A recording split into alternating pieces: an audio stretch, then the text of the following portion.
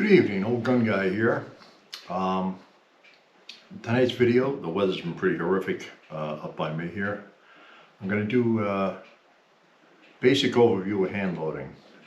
Just a little primer. I'm not going to get into heavy, in depth, but I'm going to go through how you might want to start if you're interested in hand loading cartridges, and I'll show the actual press I'm going to use in operation.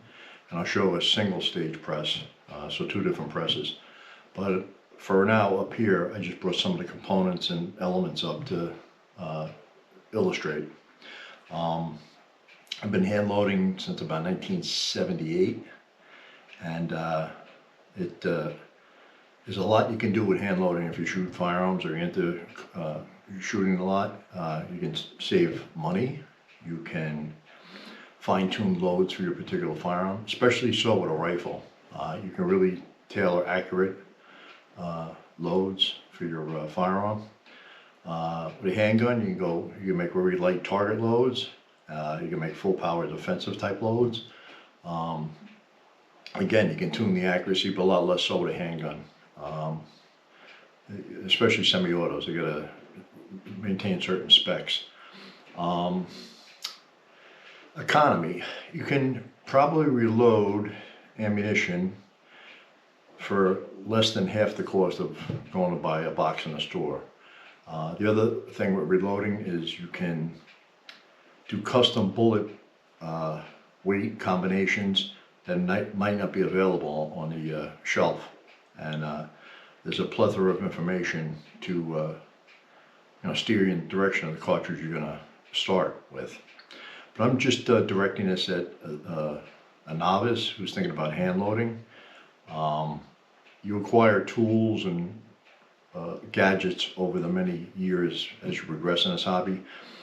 But to start out at the bare bones, basic to reload one cartridge, I'll go through what you need, what would it cost you, and if you go the two routes. There's two types of presses: single stage press, which only does one operation at a time, and you have to change the dies and set the machine up for the next operation.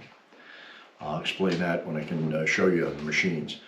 My reloading bench is down in my basement. I have a 100-year-old house. It's an unfinished basement, so it's nice and cool down there. I store my components down here. But you want a dedicated spot where you can set up your reloading press and your area and be undisturbed if you decide to start hand loading. There's a few things that you absolutely need before you get into any type of hand loading, and I'll go through them. I'm going to present this as you're going to hand load 45 caliber pistol cartridges, or 9mm, doesn't matter. I'll price the dies and the... Alright, I'm back. I don't know why the camera did that. Yes, I'm going to price it out as if you're just going to start out reload one handgun caliber. I would make the argument, spend just a little bit more money and get a progressive press and start out with. I didn't start out that way, but I had a single stage press, but you'll be a lot less frustrated and a lot more satisfied with the particular press I'll recommend. I get nothing from them. I've been using this particular press, reloading press. 1988 I bought it. It's a Dillon. 37 years ago. Countless thousands of rounds of all types of ammunition, from 9mm to 375 H&H Magnum I loaded with that press. You can pump out more rounds. It's less tedious once you set the machine up, and I'll go into that. The first mandatory thing you need is a reloading manual. This is my first reloading manual. This is from 77 to 78 I bought it, Spear number 9. And occasionally I still pull a load out of here. The information really doesn't go bad. Some of the powders change, so some of the information becomes obsolete. This is a more modern Hornady one. There's many makes. The main ones you might run across are Sierra, Hornady, Spear. This is the latest Spear. This is a number 15. Very good manual. A lot of information in here. What all of them have in common is they'll take you step by step to the actual basic reloading process. From start to finish, and explain ballistics to you, a lot of information. Any one of these, they're all good. The Sierra is good. It's destined for, is designed, a lot of it for accurate or long-range target shooting, rifles. My first few Sierra manuals, that's what I use it for. Manuals will run anywhere from $30 to $50. That's number one. I would read that before you even start attempting to reload any ammunition. Take your time, read the book, read the front parts of it, and then go to your particular cartridge. The next thing you absolutely need is a powder scale. This is an RCBS balance beam type scale. They cost about $100. I use it occasionally. I mostly use this RCBS digital scale. Dillon makes them, other manufacturers make them. These are a little more expensive, $125 to $150, but that's an absolute must. You've got to weigh your powder charges. When I go into the different types of presses, certain things will come with them. You know, powder measure. The single stage press, you're going to have to obtain a powder measure. That's the device that's going to drop the charges by volume into the case, and you're going to weigh them, because every manual's got a load. I just popped it open to anything random here. 300 Winchester Magnum. And I got starting loads, different bullet weights, 150 grains. The line reloaded 26. Starting charge 75 grains, max charge 83, and on. But they all have specified load data. You have to verify that with your scale. That's an absolute must. Another tool you need, beginner, is a caliper or measuring device. So you can measure your cartridges, measure your cases. I'll give you a quick example of that. This is a 300 Winchester Magnum case. In fact, the single stage press I got set up that I'm going to go downstairs and show you. I'm resizing 300 Win Mag brass and then throwing them into a vibratory tumbler to clean them. But I'll go into you have to lube these and then size them. But cases stretch after repeated firings, so you need a measuring device, a caliper. You can get these even at Home Depot for $25, $30, even the digital ones. And I measure the case. It's 2 inches, 614 thousandths. So it's still within spec. The manual will have a maximum allowable length to the case, because they stretch after sizing and firing several times. When they reach a certain critical point, you have to trim the case, trim the neck on a case trimmer, and I'll show what that looks like downstairs. But you don't need one of them right away. You just get into it. And I'm going to set it up so you're starting with handgun. A 300 Winchester Magnum, it's got to be trimmed to length to 2.610 thousandths of an inch. Maximum allowable length is 2.620 thousandths, so 10 thousandths of an inch. Because if it's too long, it won't chamber correctly, you won't be able to close the bolt. So you need that dial capacitor, you need a B, a much earlier one, but I believe all the components are still interchangeable. It's basically a whole reloading system in one, powder measure, and it's progressive. Each pull of the handle, you produce a cartridge once you have the machine all set up. With a single stage press, it's many steps, and you got to keep taking dies out, out of the tool head to resize them. The RL55C is a progressive reloader, and it has a tool head with its dies and components, and I have one here. It's on a little stand. This is a 5.56-223, and I got these dies, probably 88 or 89. I got 45 and 223 when I first started out. But this is the interchangeable tool head. It slides into the machine. And I'll point out the components and stations. There's 4 stations, 1, 2, 3, and 4. Station 1 would be the sizer, decapping die, where it resizes the brass, punches out the old primer, and then a new primer is received in this station. Station 2 is the powder measure and the powder charge. When the case goes up and it engages the powder funnel, which I'll show you what one looks like, this charging bar, and the case actuates it, it slides back and forth, and drops a charge of powder into the case. The third station here is a bullet seating die. Some of them seat and crimp. This is just a seating die. And once you set it up, it'll pump out consistent results. The fourth die position here is a crimp die for the 223. So there's 4 stations and 4 positions. And Dillon makes... Alright, I'm back. Keep forgetting to silence that clock when I'm up here. And that's the Dillon aggressive basic die setup on the machine. When I bought the machine in '88, it was $459. 2024 price is $599. But it came with a caliper conversion kit back then, so that's another $80 you get to tack on. But just for the basics, to set yourself up at, say, loading 45 ACP with your Dillon.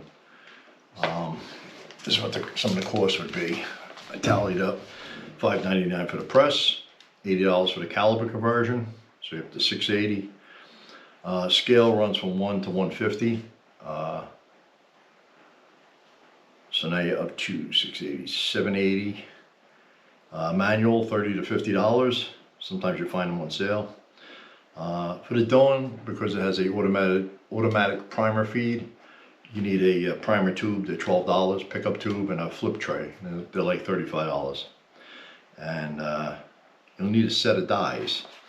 I just happen to have these RCBS 44 mag dies handy. You see the carbide sizer die. With straight wall pistol cases, you don't need to lubricate them if you get a carbide die set. It saves a lot of time and a lot of aggravation. Just spend the extra $30 or $40 and get a die set. These die sets run around $90 to $100. You can get a cheap die set where you get lube all the cases for maybe, like a lead for maybe $50, but it really ain't worth the aggravation. You get a lot more satisfaction just popping the rounds out without going through that step. But it has 3 dies. All of them do the pistol sets that are carbide. You have a sizer decapper die, and all these are universal regardless of the company. They're 7/8 of an inch diameter by 14 thread twist, and they screw into single stage presses. The tool heads on a Dillon, the Redding makes a press, and Lee makes a press, and I've been using either Redding, Dillon, or RCBS stuff for most of my reloading career. But the second one's a bullet seating die, and this one's a seating die, and the crimper die. A lot of pistol cartridges need a roll crimp. Some of them require a taper crimp, like a 9mm. And like I said, that's way too much detail for me to go into in the books. You get yourself a manual and read the beginning of the book. Dillon caliber conversion press, if we're talking about doing that, that's what they look like. You get a shell plate that holds the cases in the ram. These little sizer buttons that keep the cases in their stations, and it comes with a powder funnel. The powder funnel goes up in this die here, and you change it depending on the cartridge. And some of them will have one that bells the case mouth like this one, and they're different lengths to accommodate the different size cartridges. Like I said, this machine will do 380 all the way up to full length 375 H&H mag. This happens to be a 30 caliber carbine die set, and that's my mantle clock going off. And that's what you need for the Dillon. But the grand total for the Dillon: press, caliber conversion, scale, manual, die set. That's going to be, the die set's going to be the same whether you get a single stage press or a progressive. I have the total up to here like $980, $990. I'll do the single stage press. RCBS Rebel Rock Chucker, they run about $220. You can get a real cheap lead press for about $140, but you're better off getting a little bit more heavy duty and quality. The little Lee ones make, you know, secondary operation presses. You know, you could use it for that as you get more and more advanced. The price of the dies are going to be the same. The shell plates for their RAM, because it's only one operation, is they're only $10. You're still going to need the scales, so $100 to $150 there, and a manual, and a powder measure. Powder measure, you're talking $100. You know, it'll be a manual measure with a crank, and you'll load each cartridge. You'll put the case under the powder measure and dispense the charge. And obviously, you got to verify the weight of it, because all powder measures are volumetric. They dispense a volume of powder. Different powders have different densities and different weights. But the Dillon comes sized with a regular powder bar for rifle cartridges up to say 06. They'll throw like 50 or 60 grains. If you're gonna load big magnums, you're gonna need a magnum powder bar, and you have to buy that separate. But it slides in the same powder measure.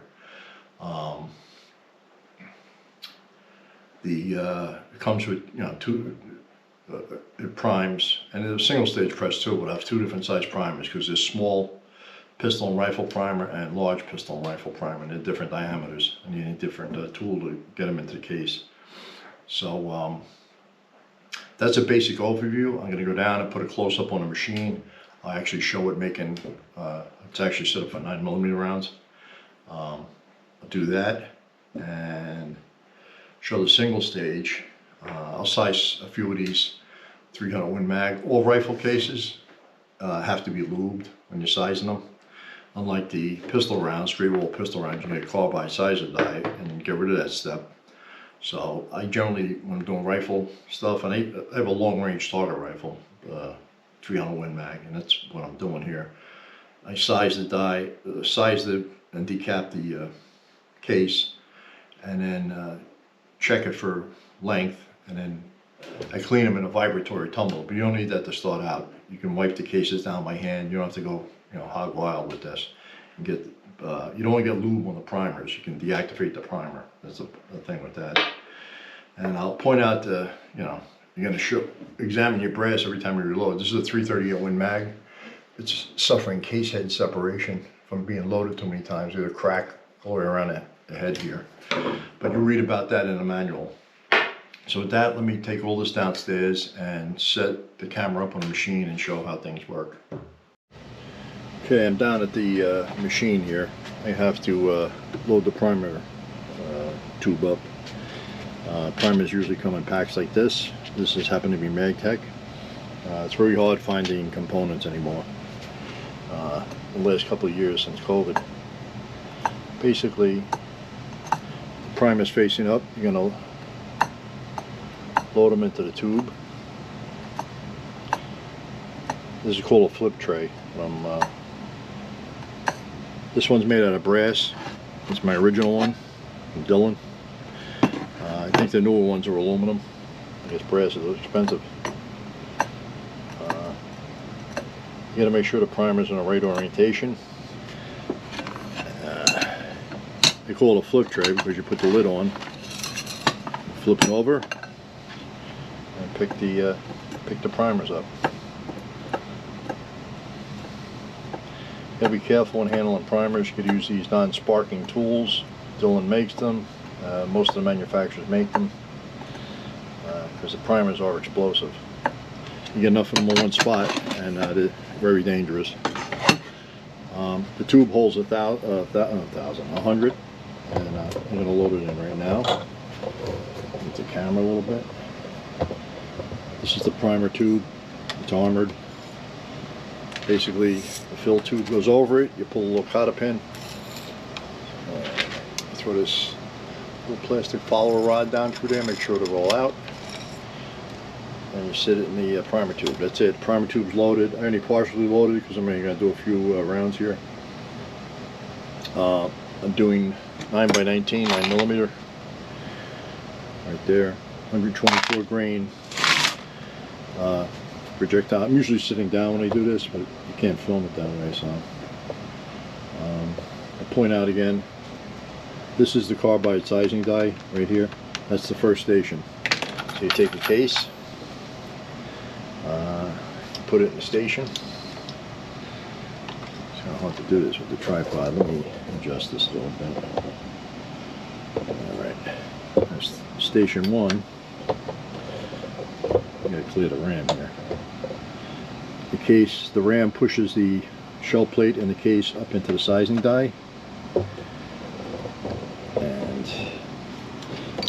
all the way in. And then the handle's all the way down, the ram's all the way up. The case has been sized and deprimed. The spent primer will fall out the chute into this little tray below it. And then when you push the handle forward, well, I didn't show that, but this arm goes back and forth picking the primer out of the tube. So it's timed, so when the case goes back down, you push forward, the case is primed. So that's station number 1. I'm going to go to station number 2 now, and the rest of it, because you won't see it from this angle. And plus I get to operate the RAM. So let's see if I can get closer.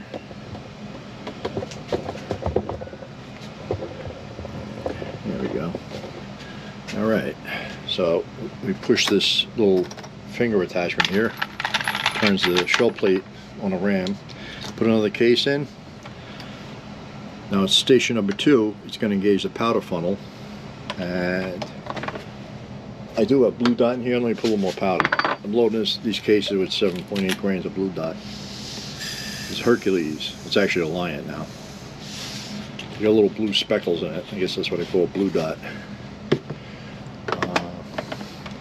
As the machine comes up, it's gonna, at station 1, size the brass, decap it, and prime it, and station 2 gets powder charge. And this is going to be a max, it's a slow burning powder, so it fills the whole 9mm case, so very little chance of ever double charging it. Slightly compressed load. Station 3 gets a projectile, so I put another case in, put a projectile. I usually guide it with my fingers until it's up in the die. And again, 1, 2, and we go one more station. The last station's a taper crimp die, but I'm going to put a case in, bullet, up, 1, 2, advance,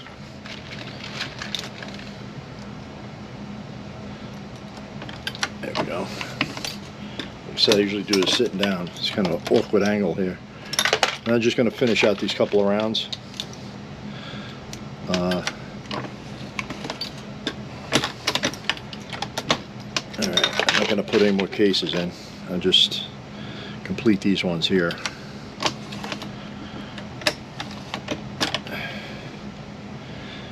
And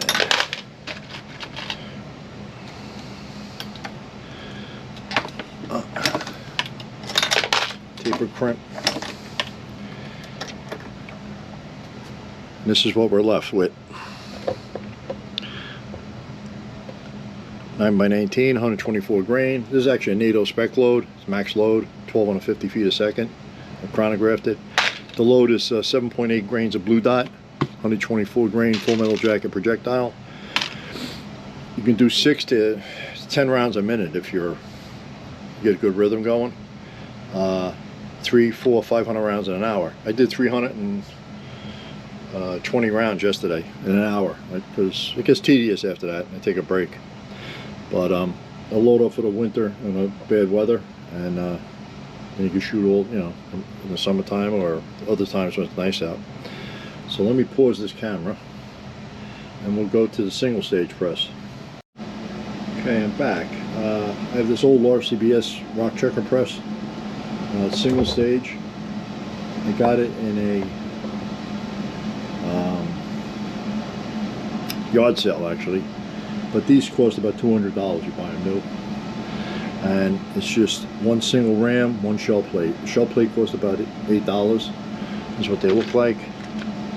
Single stage press, and each operation you screw a die in and do a bunch of cases, and then take the die out, reset the second die up, the seating die, and on and on and on, until you get the case the rounds loaded. Rifle rounds require some type of lubricant on the case before you resize them, so that's what I'm going to do here. Put a little bit of this case lube, and then case goes in. Oh, and the shell plate, I missed the shell plate.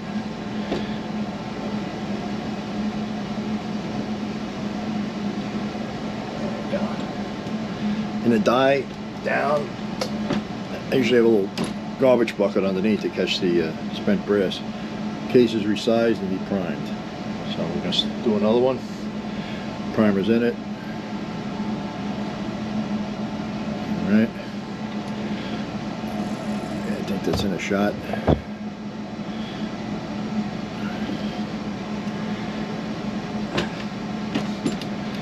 Down. I'm going to lower this.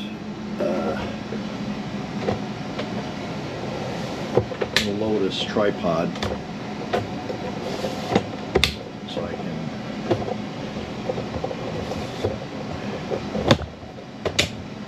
All right. I'll do the last one. I think you can get that in that close. See, go in. Decap. Now, obviously, now these cases got to be wiped clean of the lube. Then you would put the primer arm, goes in the slot here, and then you would individually put a primer on there with your finger, which causes problems still, and prime the case.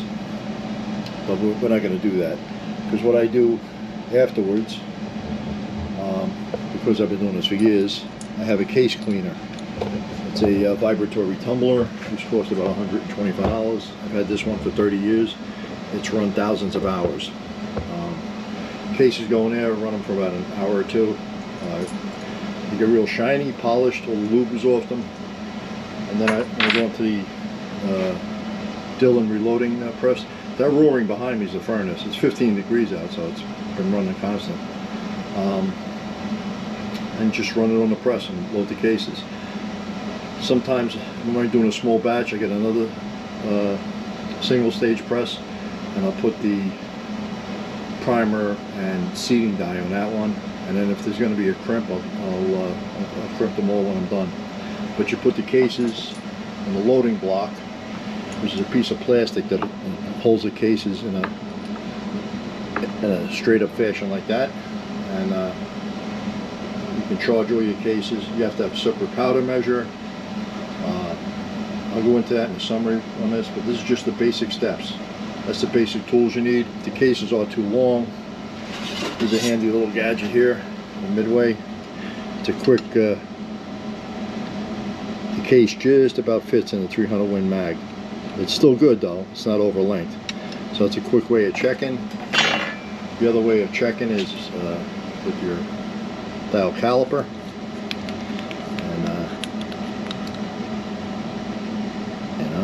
According to this, it says it's over. So this actually needs to be trimmed. It's 6.2, 2.6 to 4,000. So case trimmer. They have manual case trimmers. This is mine. It's a manual case trimmer, but I rounded off the end, took the handle off it, and hooked an old Makita drill to it. And basically, the case will go in here. We set up the collet so it trims the case just a certain amount, and then it's a cardboard deburring tool. You manually stick it in and do the case. Chamfer it. As you go on, you acquire these tools here. This is a automatic version. So Got the carbide chamfering tool and a deburrer, battery powered. But you don't need that to start out with. Those are just some of the tools you require. And that'll be it. We'll go upstairs and I'll finish up. Okay, back upstairs. I try to film that, I guess I'm going to edit it, but as seamless as I could. As basic as I could, just a basic overview. It's my opinion that you better off spending a few $100 extra, get a Dillon progressive press. Whichever one, if you have somebody teaching you, whatever they're comfortable with, that they recommend. I've used that press for 37 years. Replaced one or two little parts, and they sent them to me for free. A couple of springs and detents or whatever. But they make a good machine, and very easy to use. And when you're, if you do get into reloading, single stage press, yes, you can be accurate. You're gonna make 20 rounds. I could sit there and make, ultra precise, target rifle rounds, 301 mag, 308 match rounds, 6.5 PRC. And sometimes I do that with the two single stage presses. Actually, I have three, so I can boom, boom, boom, go from one station to the next. But if you're gonna just start out, you better off buying the Dillon. $1,000 you're gonna spend to start out, and then the components. You say, well, it might take me a while to recoup my money. It will, but before you know it, you'll be saving money in the long run. The cheapest 38 special range ammo I can find is like 50 or 52 cents a round, $25, $26 a box. I can reload the same 50 rounds to the same specs for $10 to $12, less than half the price. And it pretty much follows along most calibers. I have a few obsolete calibers like the 350 Remington Magnum, and if you want to keep that alive, you got to become a hand loader. To have ammunition for it if you want to shoot with it or hunt with it. And some cartridges, you'll buy a rifle, it's the latest new thing, and it never takes off, and they just phase it out 2 or 3 years later, or 5 years later, and they got no ammunition for it. I think the 8mm Remington Magnum's on its last legs, similar, good idea, but it just, fizzled out. It never took off. And there's other cartridges too. So that's another reason for hand loading. That was just a quick, brief overview.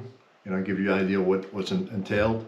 You're going to spend about $650 with the single stage press, and to produce the same amount of ammunition, it'll take you 3 or 4 times the amount of time. Especially if you're loading pistol rounds, you shoot a lot of them. 9mm 45. I did various competitions years ago. I don't do any really competing anymore. But IPSC and Steel Challenge, and you burn a lot of ammo up, and that's how I really get into the volume reloading. But that old RL55B is probably reloaded. I don't know how many thousands of rounds of ammunition. Like I said, 375 H&H I've done on that press. The cases are that big, 9mm. I have dies for 380, but I never loaded 380. They're just sitting there. But a lot of those things have gotten a lot more expensive. You used to be able to get a set of RCBS dies for like $40. Now it's double, $80, $90. And if you're gonna do the pistol straight wall cases, get yourself a carbide sizer die. You don't have to lube the cases, you don't have to clean the cases. When I do the pistol cases, I throw 200 in the tumbler, run it for an hour or two, and they come out nice and shiny. And then I reload them, size them and everything else. The rifle rounds, I do that ahead of time. Then I trim them to length, I examine them, look for any cracks, and then I'll either do it on the Dillon or on a single stage presses, depending on what I'm doing, or what I have the Dillon set up for. I was reloading 223 prior to the 9mm, so I had the small primer ram in, small primer arm. So I just decided to do 9mm. I'm gonna do 38 after that. That's still the same small primer. I just changed the shell plate. But it can be a rewarding hobby in addition to your firearm hobby if you get into it. Save you some money, and there's a little pride and satisfaction when you make something your own. Build something your own. produce something on your own. So that's it for my hand loading little 101 basic overview. I was actually doing a video on a couple of World War II battle rifles, World War I and World War II battle rifles, but the weather's been so horrendous. I had a foot and change of snow 2 weeks ago, then torrential rain, that all went away. Then it warmed up, then it got cold again. Now it's like 15 degrees out. It'll be cold tomorrow, but I should be able to, pop that video out. It's gonna be in 4 parts. I got 4 different rifles I'm gonna demonstrate. But that's it for me tonight here. Old Gun Guy. Like and subscribe if you like the content, and have a good evening.